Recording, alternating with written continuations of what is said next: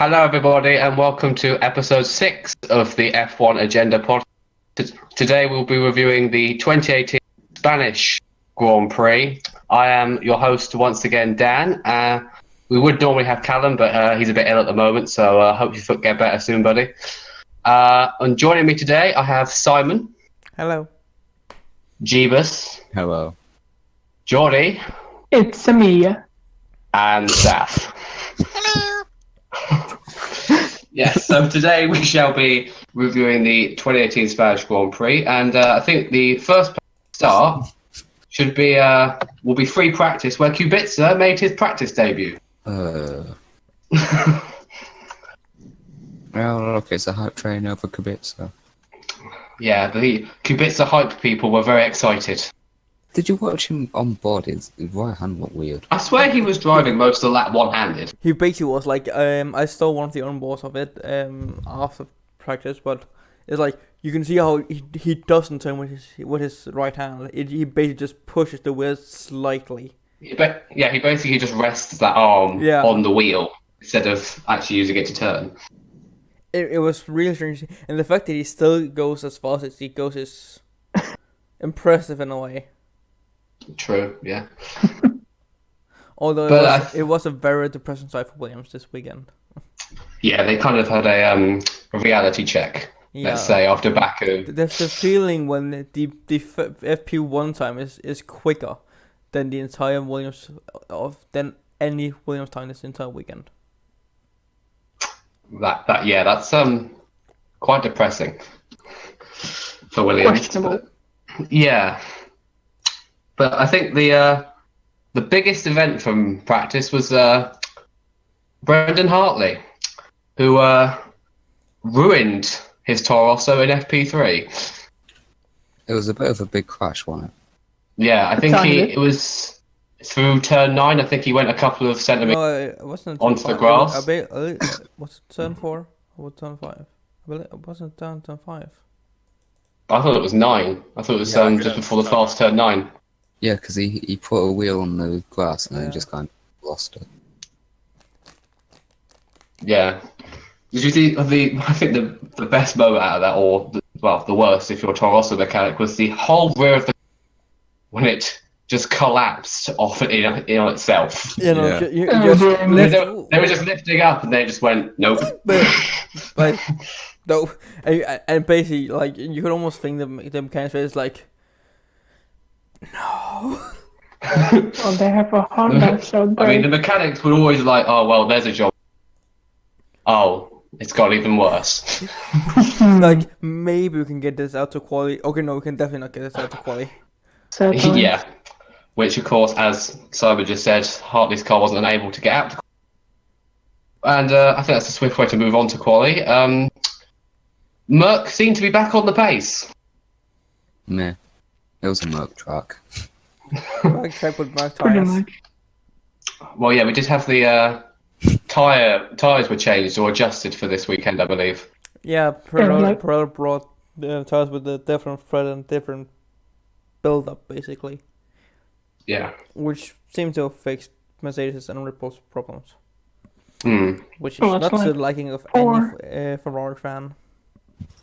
It was like 4 millimeters less rubber. No, the thread was reduced by 4 millimeters. Yeah, No, 0.4 millimeters. because there was a whole new track service, I think.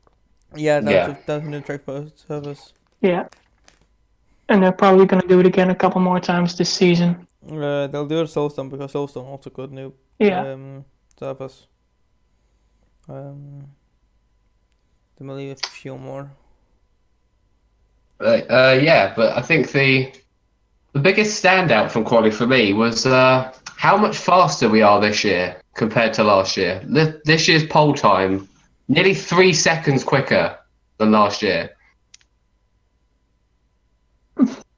Yeah. Kind of expected, wasn't it?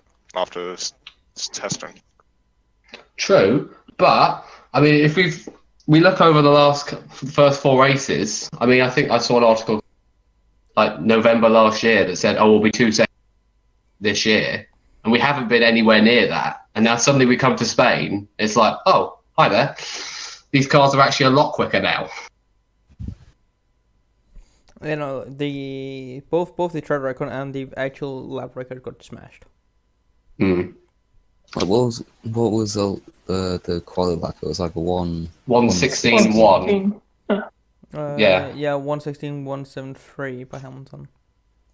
I mean, that's just And just to reference, the race lap record was compared to last year, was smashed by over 5 seconds. So- Hamilton beat it in what, like the third racing lap? Yeah, Like- Yeah.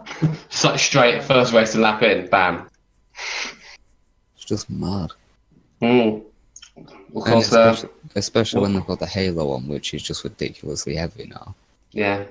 Well, have to get used to it now, because of course next year will be about 1.5 seconds slower.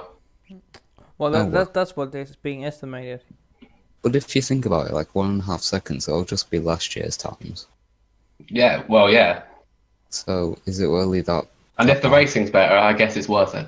I mean, yeah, look at Formula E. The cars are slow as fuck, and it's still great racing. Hmm. I think the you go ahead, Simon. Well, yeah, there were funny. Hamilton and Vettel was kind of talking about it in the qualifying, post-qualifying press conference, about the whole. Both of them were a bit annoyed at how the Formula One keeps changing the error rules, without much of the driver's feedback. Like as Vettel called the flip-flopping of the error rules. Ironic with the halo. Yeah, but both him and Hamilton was like, they want everyone to actually hear the driver's feedback on it as well, because they are the ones in the cars. They are the guys driving them. They know how the car feels, how it drives, how it reacts. Yeah. And they want their say on us as well, because they are the guys that have to drive these cars as well. Mm. But I think the main talking point we got from Quali was the tyres and the fact that the supers and the softs didn't seem to have much difference at all. It was the first time ever I've seen people like choose a slower compound of tyre in Q3. Yeah, because I think we had both Ricardo and both Ferraris qualified in Q3 on the softs. Yeah. Yeah, they did their second phase in Q3. And Yeah. 9 out of 10 got through the Q3 on softs. Wow. Only one person actually did it on the Only supers. Alonso Yeah. on supers. Yeah. And hell, Which I guess that is level a- slows up. Yeah, which I guess is another question mark to. I know probably get a lot of hate around these days, but it's another question mark to. I mean, their job is impossible. Like when you think about it, they're just like no one's ever going to be satisfied with what they do. Yeah, because we've seen over the years, these tyres are too bad, aren't good enough. It's like you can never seem to get everyone happy. Yeah, well, But that's F1 fans, really, isn't it? yeah, like the Halo saved someone's life effectively today in F2, and just saw what people are complaining about it. Yeah, exactly. I think that just kind of sums up the F1 community, really, to be honest. The scratch mark on that Halo was frightening in a way, because it's the entire right side of the Halo, basically. Like, Yeah. from basically where nose towards the driver will be, and bit forward, and basically down to the end of the Halo. I mean, scratch it off. it sounds awful, but it's kind of like we needed something like that to really convince us. Because now it's undisputable that the Halo is a benefit to the sport. Well, there's a reason why something like the LMP class has been mandatory made closed cockpit. Yeah. And yeah, like none of us were in favour of the Halo, I don't think. But No. it's a bit like you've kind of got to deal with it, and now that we've had something about that, it's Yeah. To be honest, I've just got used to it being there now. Part of the car. I feel like Halo used in the right way can look pretty. yeah. If used in the right way, you can make it look good. Something like on the I would say the Sauber Halo looks quite good. Mostly because they keep the same white zone they have on the basic rest of the car, except for the shock of the engine cover. Yeah, And to be honest, I think it looks good on the Ferrari. So also but that's because it gives the color continuation. That's why I don't like the Mercedes one, because it's just carbon. They don't even paint it. I think the Mercedes kind of blends in at high speed. Whereas you look at like the Williams. I mean, the Williams is in obviously it's in the paint scheme. Yeah. But you can really notice it's there. There's who's the team who have it black and it's like it completely stands out? It might be Mercedes, but I can't. Is it McLaren? Yeah, McLaren. Oh yeah, McLaren. They've done such a bad job with it. Was they? But I think before we get sidetracked on a discussion about the Halo, which we could probably talk about all day, I think we should move on to the race and the race start. It was a clean run into turn 1. Vettel got ahead of Bottas for P2, but we got to turn 3 and Grosjean did a thing. It was all started in turn 2, basically. Yeah. But basically, if people haven't seen what's happened, Grosjean went round turn 2. I think he got outwashed by Magnussen, because Magnussen could have changed his... Well, Grosjean at least explained that he could see that Magnussen lost his rear end, and that caused a increase of his dirty air. But I think Tom Christensen on Danish TV said if he already was on the he was already on the limit. If it was because of dirty air, he was already on the limit and about to slide. Yeah. So Magnussen was not that much at fault for it. And it was so slippery out there. Yeah. Like everyone was losing it. Yeah. And then it was Grosjean, like he was gonna go out, so then he burned up the rears trying to like save it, and he just spun around.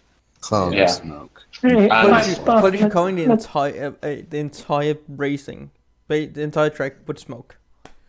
Like you had to go through this wall of smoke. And in the ensuing smoke, he collected both Hulkenberg and Gasly. He cleanly took off Hulkenberg's wheel.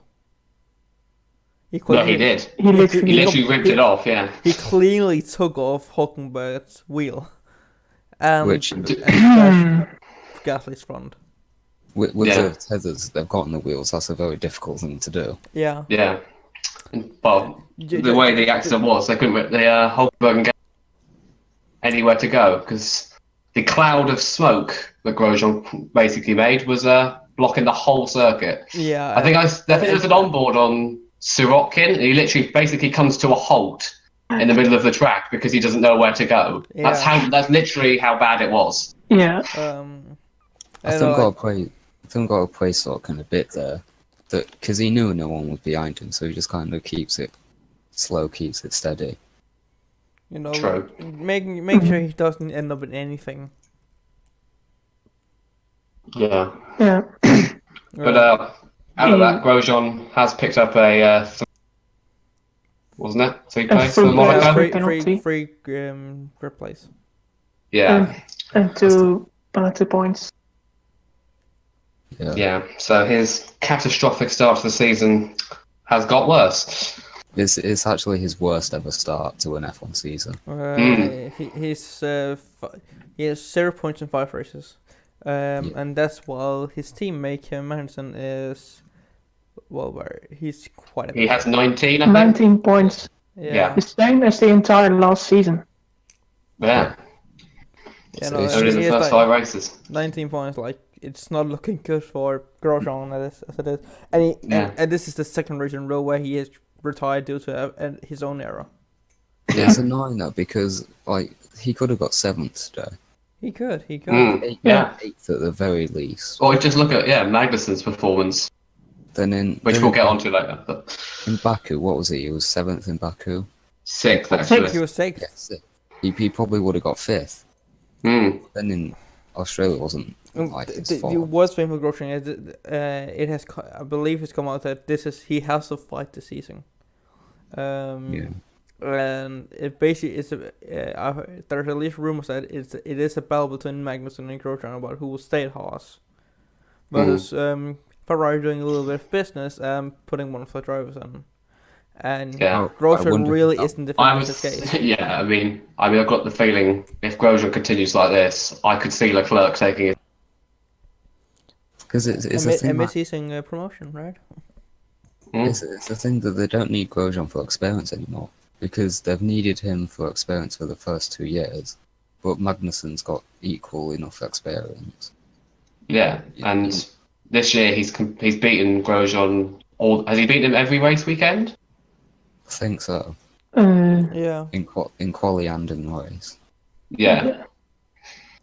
So Grosjean's really against It's it. like Grosjean's gone back to 2012 Grosjean. Yeah. Except a bit more suicidal and bit less murderous in his driving. Yeah. It's all the cooking book's fault. He should never have done it. It's all Eric's fault. Never distract yourself with cooking. He's gonna get sacked by Haas and he's just gonna go on a cooking show. Gonna make his own cooking show on French TV. Yeah, much more useful this way. Just spend all the time just cracking eggs. Fainting his Better than him, cracking bits of carbon fibre on other people's metals. But I think moving on from the lap 1 incident, it was pretty quiet until we got to Vettel and Bottas pit. I think it was on lap 16, Vettel pit. It was very early. Yeah. So they were always going for a 2-stop then. Yeah. And then 2 laps later, Bottas came in and should have jumped Sebastian Vettel, but had a slow stop and just came out behind. Yeah, Tom Christian said it was just stupid, but he still had to pay, so why not keep him up with that 1 lap more? Vettel was still stuck behind Magnussen, so. Yeah, because I watched the highlights just before we did this, and it was Bottas on his in lap was purple. Yeah. So I think he easily could have gone on for another lap. I mean, thankfully they did finish 1-2, but that's down to Spoilers.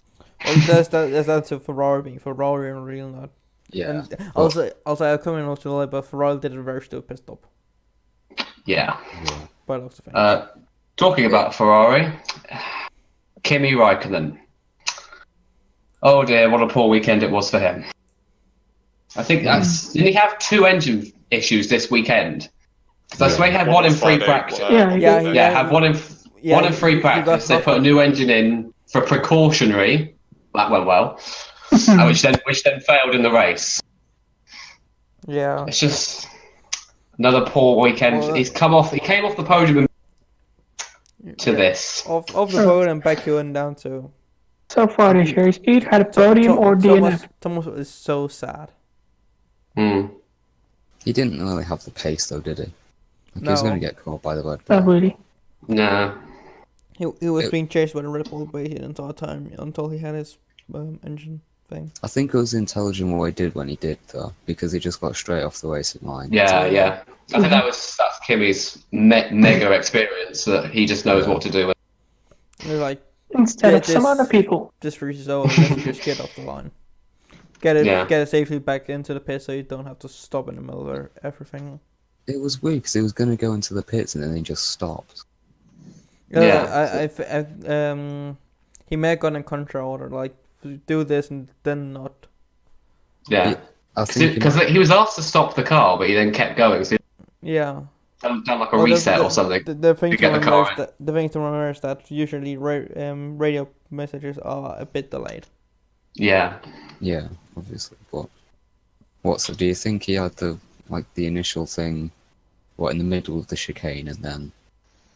Well, it appears to be like. Well, I think a bit before the chicane actually it looked like most because of the fact he seemed to want to come in because of the issue maybe. Coming out of the chicane, pretty much. Yeah, because it was like, if he had decided, then he would have gone straight in. Yeah. I don't know. Anyway, it's not really important, is it? No. Yeah. Still didn't finish the race. If the same result, Kim retired. He'll try and bounce back. He got pole in Monaco last year, so you never know. Yeah, he's not going to do that this year. And Monaco is also a bit for wrong track. I think he's just kind of really demotivated. Yeah. The annoying thing is that he's had the pace this season and then he just got fucked up. Yeah, he just keeps getting screwed over by the team, like thrown on this track. But moving on, I think we had two other people had engine failures. Well, yeah. Yeah. Ocon and Van Dorn. I think that's Ocon's like the first Merc engine failure we've had in a while. Yeah. It's So actually, I know we had one also, here it's last year with Bottas. Also interesting to actually see the Merc not being as reliable as you've seen it before. Didn't one of the Williams have a failure in China, I think? I can't remember. I don't know. I think they might have... No, I think they both finished the race, didn't they? No, I mean in practice. I'm sure there's been a Merc failure in practice at some point. There might have been, but I should have no idea. can't remember. But That's how relevant they are. And surprisingly, it's quite surprising to say this. Van Dorn's retired, the first McLaren this season. Yeah, and We don't normally say that. Also, interesting fact: each of the three of the four engine manufacturers had a retirement, had an NFL except for Honda. Although Interesting. I'll lose so far down. They'll probably just save him. Yeah. Yeah. But Ocon's I think he pulled over by turn, and that caused a VFC, which meant Vettel could pull into the pits for his second stop, and came out behind Max. George is very happy. Pretty much. At the time, I was like, why is he doing this? Because literally no one else did, except for a few midfielders. Yeah, But apparently he had no choice but to come into the pits because Ferrari Starboard was just, wank. The only people to do more than one stop in this race were Vettel, Perez, Hartley, and Sorokin. That was it. Sorokin did 3 stops. Yes, indeed. 3 laps behind, 3 stops. Yeah, and hardly at level. Williams. That just kind of describes Williams' 2018. It was just not a good race for Sorokin. Yeah, but talking about Max, he didn't go the whole race incident-free, however, because he hit Stroll under the VSC. Well, was VSC, yeah? Losing a chunk of his front wing, although it didn't seem to slow him down. No, I think it was rather VSC ending. Stroll was still kind of sleeping. Because I think Max anticipated Stroll to move forward quicker than he did, and then when he didn't, it was like, oh, well then. Well, shit. Yeah. This has gone well. But it didn't slow him down because at one point he was just like a second and a half faster than Ricciardo. He's literally had an issue every race. Like, what is wrong with him? Jordy, what's wrong with him? Well, maybe I should call him. Resident Dutchman. I should call him because I clearly have his phone number. Well, you do. Netherlands is so small. All of you know each other. But maybe you should get like a fit girl, so then Jos will tell him. God's sake. Wow. But moving on. Still, it was quite a quiet race to the end. Even for Vettel on his new mediums, couldn't seem to get past Verstappen on the old tyres with front wing damage. Kind of described Ferrari's race, really. They were just kind of a bit not there. So someone at Ferrari strategy team deserves a spanking. They should It was just not their weekend, really, for Ferrari. Yeah. I don't know why anyone hasn't signed the Sauber, Sauber strategy person, because she's the one who masterminded Haas's first race, and then she did Verline's strategy last year, and she did Leclerc's this year, which obviously got them P10 in a car which really wasn't. I don't actually want to talk about that because Leclerc has gotten Sauber's first back-to-back points since 2015. And he's also only 2 points behind Ericsson's total career points. After 5 races. Yeah. Like, It's a bit bad. and if you're thinking, oh, Ericsson's had the 2014 Caterhams, had the 2016-17 Sauber, he had the 2015 Sauber, which was really competitive. Yeah, Well, that was he- a he- good car. Well, he had the 2016 Sauer, which now some crew could score points. Well, that was a bit of a fluke race. Well, it was. Yeah, but it was Brazil in 2016, but Yeah. And to be fair, like, Ocon should have scored points that race Yeah. in the manner. Yeah. So that's a bit of an anomaly. yeah. But I think that rounds up the race. It was quite a quiet one, really. Not much happened. But And we'll just go on. Shit. Yes, that's the other way of putting it. It was I, dead. I think we'll move on to the race results. Hamilton won from Bottas. It was a Merc 1-2. Superb. 20 yeah. seconds. Verstappen was third. Geordie will be very happy with that. I mean, I hope this is kind of a kickstart to his season because he's had. Well, I wanted to say shit luck, but most of it was himself. But I hope this will make him forget about all the accidents and move forward. Yeah. We had Vettel in fourth on his weird two.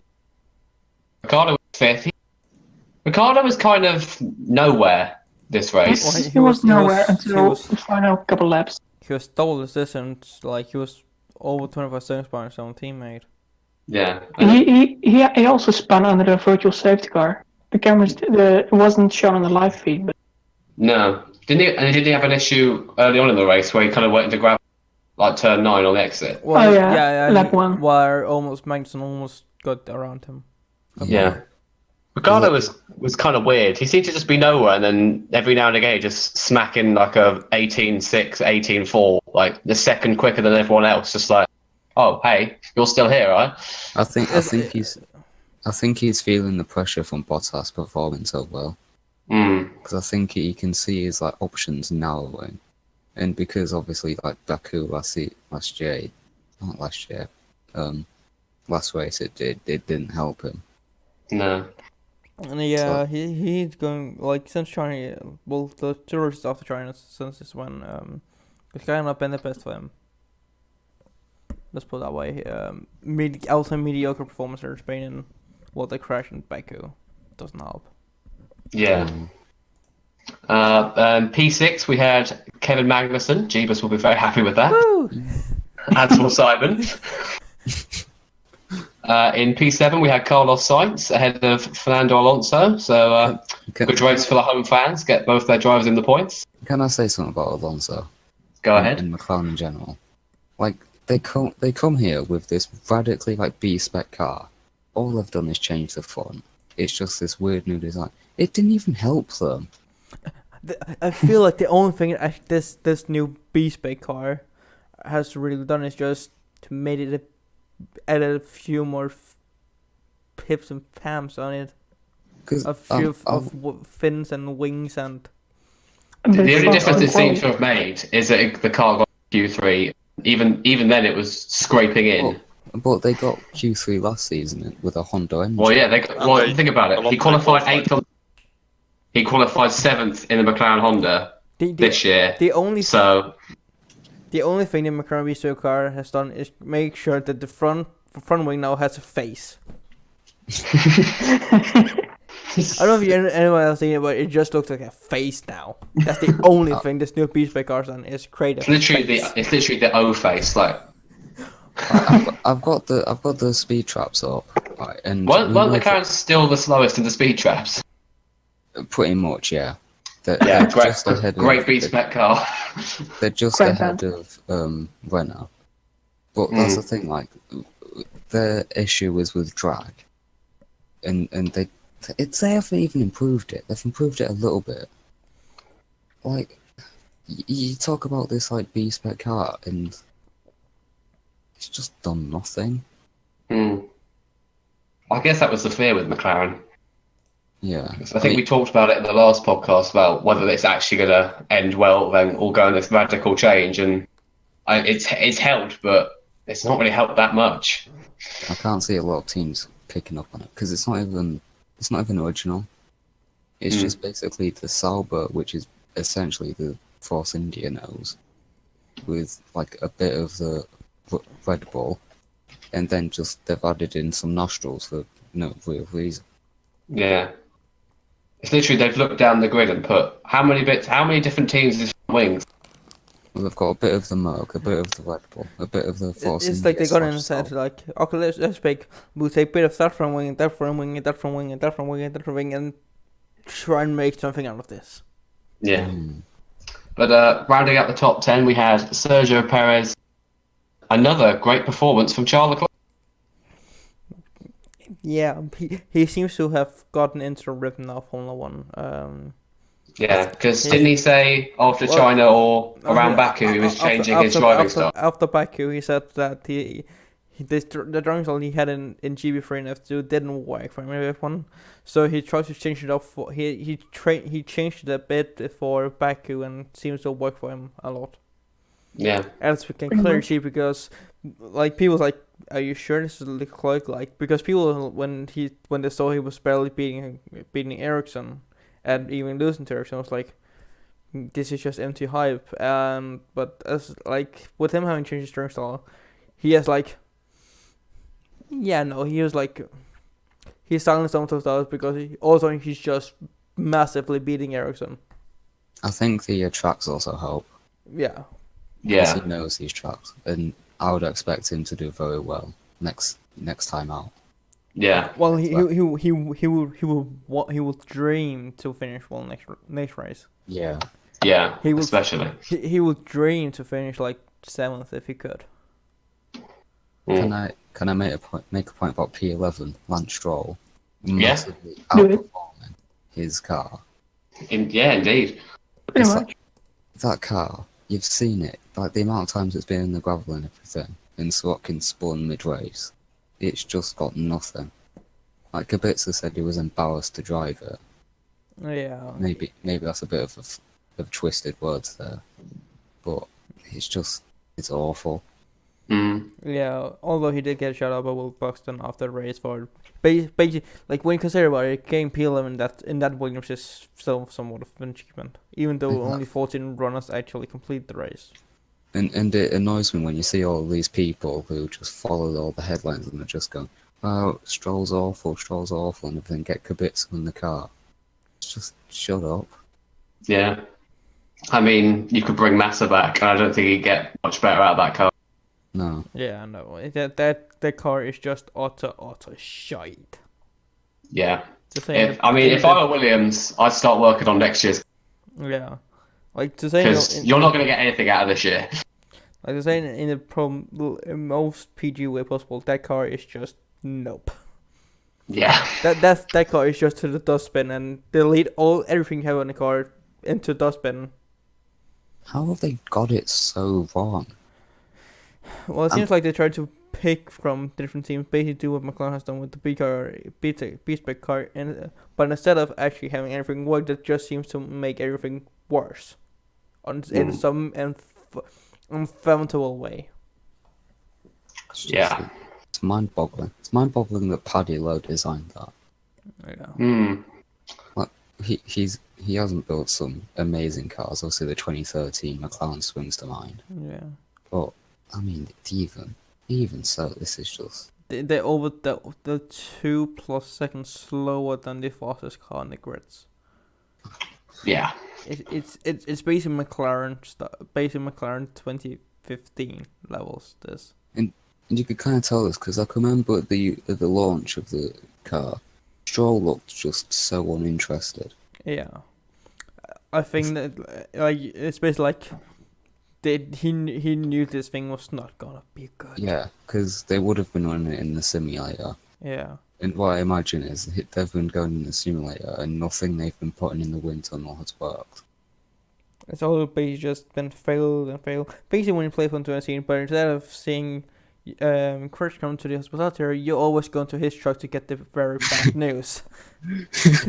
Upgrade hasn't worked. Phase on upgrade hasn't worked. Yeah. The impossible thing. Our fix to the upgrade has not worked. Yeah. Just to confound Williams' woes, the next track we go to, Monaco, a track they have not done well at for quite a few years. Even when they've had like a semi-competitive car, they've still been really bad. Even before they managed to get the 19 and 20th whilst being 4 laps down. Yeah, but it's weird because you can remember in Monza last year in quali, Lance Stroll did amazing. Well, when that he's was supposed to mostly have down. downforce. I'll say that's down to conditions. Like it was very changeable qualifying they had. Yeah, but I don't know. It's a bit weird. But But we'll round out the finish. Sorry, Jeebus, you want to make a point? Have Williams actually scored points like at Monaco, like in the past 4 years or something? I think they may have got like 10th. I think back in 2015. I think. Mm. I don't really know, to be honest. It's not been a very happy hunting. Well, no. Let me check. Well, considering Williams has been so focused on having a very sleepy and low drag, low downforce car, it's just Monaco with its massive focus on downforce and drag. Basically, it's just that car will never work. I think it's gonna be them battling out with Ericsson because the Sauber's good, but it's just a straight line thing. Yeah, well, hell, imagine even the sub was just see ya. Yeah, they'll just lose it on the straight. Yeah. The very, very small straight. Just seeing that Alpha Red just bye and gone. Yeah. You know, But I think we'll round out the finishers. Hartley P12, Ericsson P14, and Sorokin on his weird 3-stop strategy, 3 laps down, the last finisher in P14. But actually was P13 and it 14. went super soft at the end. They must Yeah. have had 0 tires left. They're running out of tires for Sorokin. Yeah. Williams before this weekend bought a shit ton of super soft tyres, anticipating them to be good, and when they found out they weren't brilliant, it was like, well, we're fucked here. When they found out the super soft was basically useless, it was like, well then let's go back to let's just go back. We don't want to talk about this. Yeah. Out of the race, we had quite a few noms. We had Van Dorn, Ocon, Kimi, Grosjean, obviously who took out Gasly and Hulkenberg on lap 1. And that rounds out the race results, and I think we'll move on to our race ratings, I think. I'll start. It was kind of one of those average races, like the kind of ones we've kind of got used to over the past season and a half. So I'd probably say 4.5. Simon, what about you? I'll give it a 3 out of 10, because I had to watch it back because I was out doing things while the race was on. So, but I just quick there was nothing during the last half. It was just it was Yep. a snow. The last half was snow fest. It's basically just like the first 10, 15 that sort of things were a bit exciting. And Yeah. then was just a snore fest. Just nothing happening really. Mhm. Like there were Feedback. there were a little bit between Leclerc and Alonso, but that was about it. Also, Yeah. good racing between Leclerc and Sainz. No, Ericsson and Sainz. Yeah. Well, we can go on to your race rating now, Jeepers. Like a 6. Really? I mean, he's just, I'm working on like the 5 is average kind of thing. So, I mean, there was a bit like the lap 1 crash, and there was a bit of racing. The tyre strategy was a bit interesting, but I mean, Fair enough. It was bog standard, really. Geordie, what about you? It was kind of like a 5.5 at most.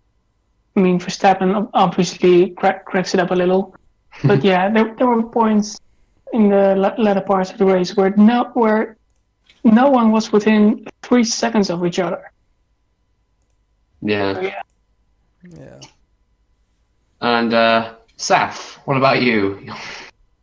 I'll probably have to give it like a 4 or so because the first lap I think gave a lot of potential. Like, oh, this could be an interesting race. but then it just didn't amount to anything, and the rain also could have done something if it arrived earlier. Well, Classic F1, rain arrives 10 minutes later. Yeah. it's just such an everyone thing. Rain, 80% chance of rain. 10 minutes Yeah. after the race ends, rain. If it kept up the sort of action of lap 1, like every, I don't know, 8 to 15 laps or something, so it wasn't just action every single lap or something.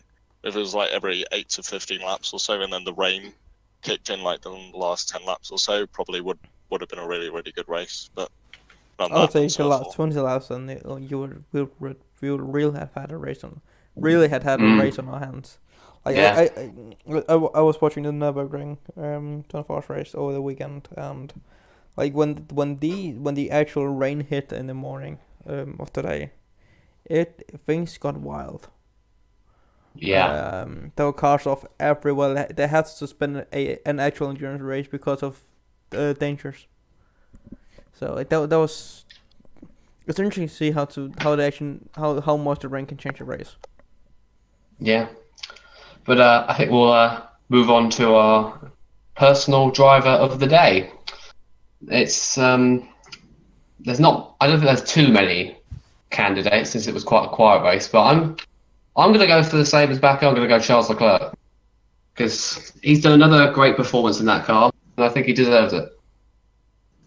Simon, you? It makes him a little biased, but I'll take Kevin Magnussen. It's mostly because he drove a perfect race. He was of course he was nowhere near the top 3 teams.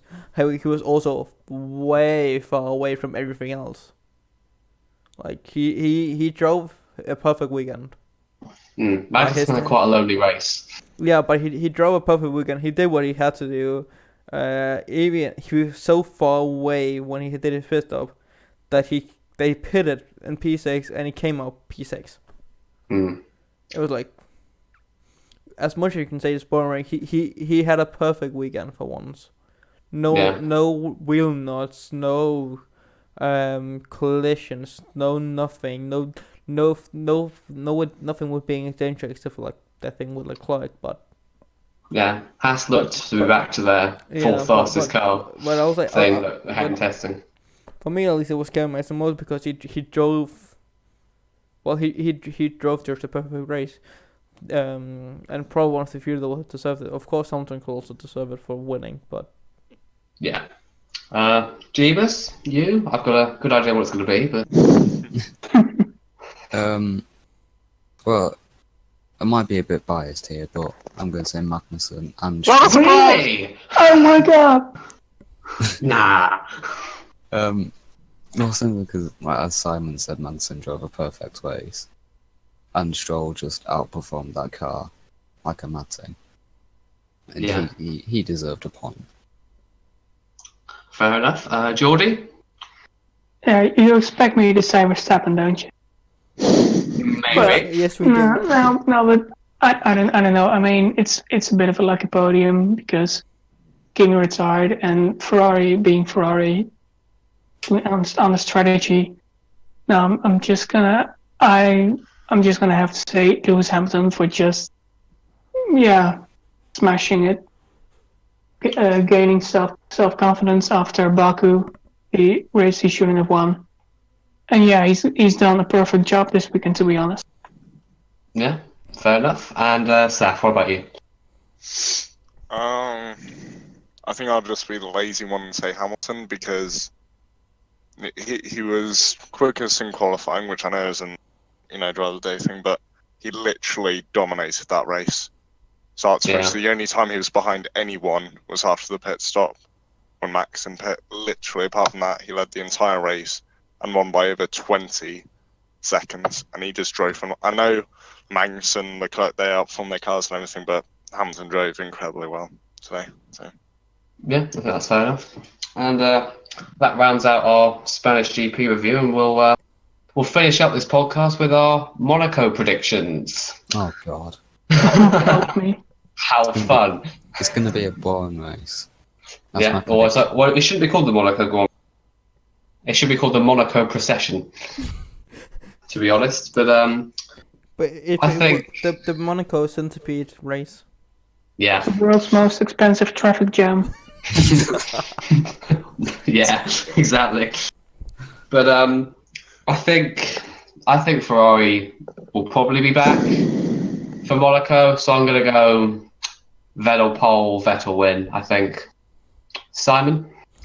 Well, considering what we saw last year and how things doesn't seem to have changed that much between how the Mercedes and the Ferrari car works, also Vettel. Yeah. Jeebus. I'm gonna go for a different flavour. Oh, I'm gonna spicy. say Ricardo pole and win. Oh, interesting. The Australian's gonna get his redemption for 2 years ago. Nice. Geordie. Yeah, to be honest, I was going to say the exact same thing. Ricardo for pole and win. Because, Okay. well, yeah, it's not a power track, so and Red Bull are quite there. I mean, let's not forget Red Bull were the quickest in the final sector. Yeah, Yeah. twist section. Fair enough. And Seth, what about you? Ricardo pole, Kimi win. Interesting. But yeah. We always predict. There's always one person who predicts Kimi to win or pole. Yeah. One day, someone will get it. I think we just feel bad for him. Yeah, we're just sympathy voting for him. One day we'll get It's it. just One like- day. One day he's gonna actually do it, and then that one person's just gonna be like, "Oh my god, I told you." Nah. that." No, it'll be the 1 week. It'll be the 1 week that no one does it. Yeah. He'll smash pole and win. It'll be like, oh.